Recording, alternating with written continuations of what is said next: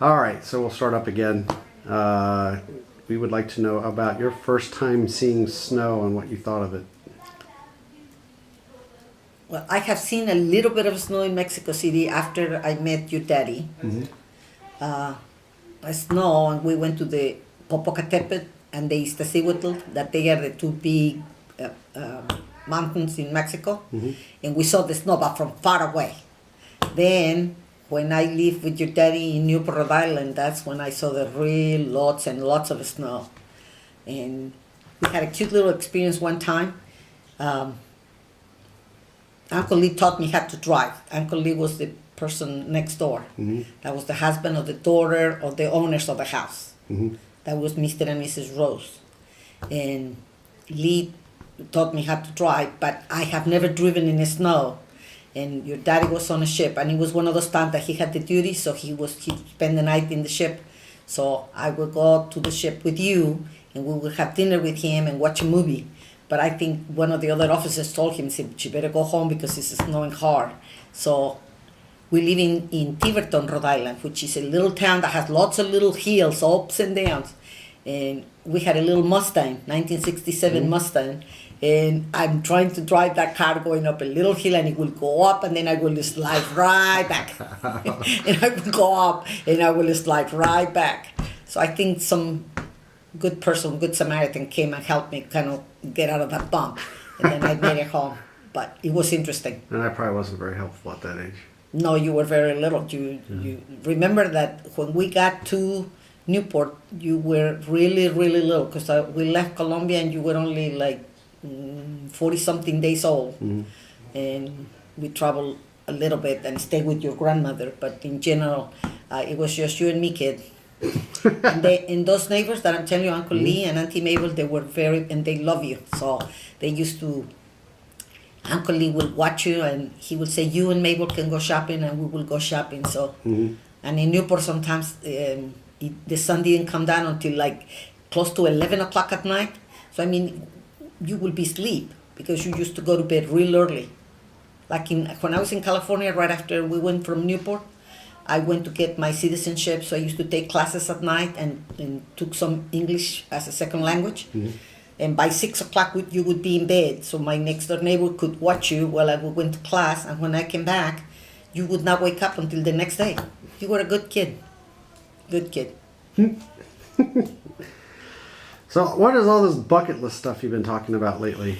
I guess we saw that movie, The Bucket List, and I think it was fun to make those suggestions about, what can I do before I die? So is your bucket list written down, or you actually just have it in your head? It's just kind of like something that comes up.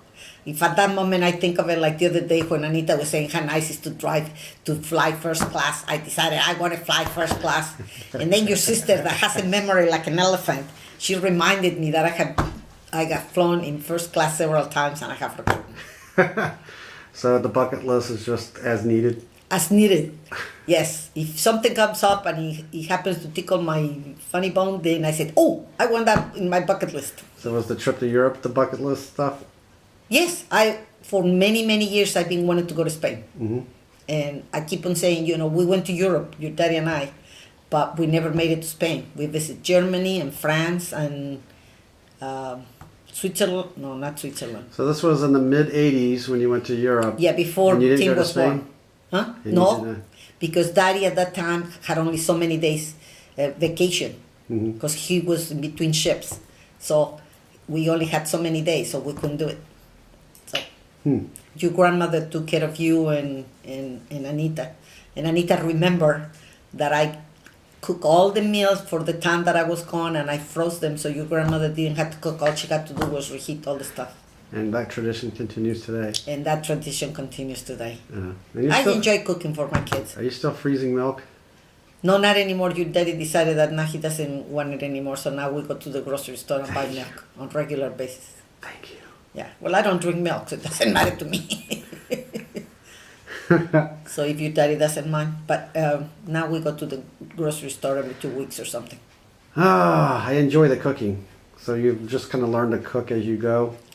Yeah, what happens is that my mother always wanted to teach me how to cook because, like I told you, she was an excellent cook. But my mother would say, "Come and look, I'm making this," and I would say, "Ahorita," which means in a little bit.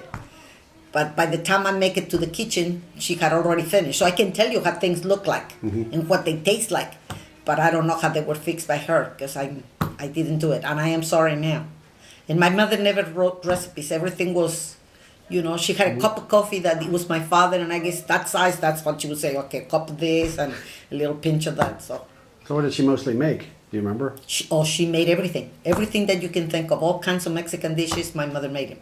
We ate, I think, just about every day a different meal. She did not cook the same thing over and over. I just remember going to the market across the street. Every day, my mother went she will walk to the market every day. So the chicken, the pork, the beef, fish, everything was fresh. The vegetables, everything was fresh every day. Yeah. Yeah. And she cooked. The only thing that we will eat like 2 or 3 days will be the beans. Because you make them the first time and then they have lots of broth, and by the second day they will have a little less broth, and by the third she will refry them. But then you start another one.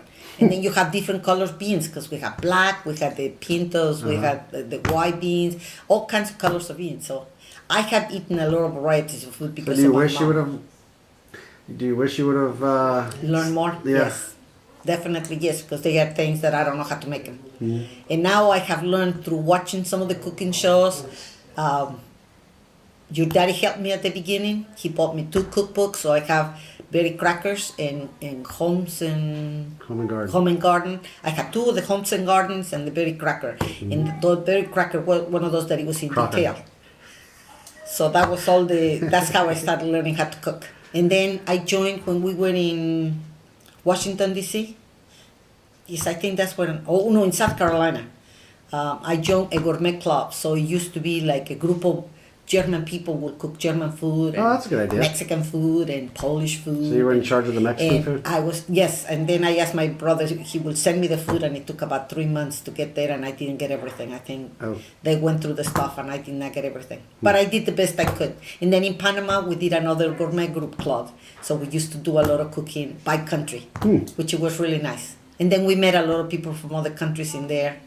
And then in Washington, D.C., I met a lot of people from other countries, and we were invited to their house, and they were invited to our house. So that's how my cooking improved by That's good. doing all that stuff.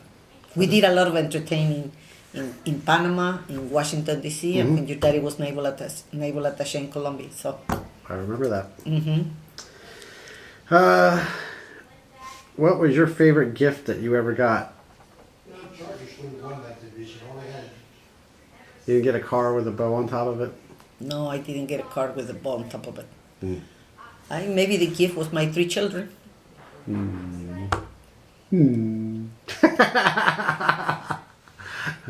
All right. Well, thank you, Mom. Your daddy. There you go.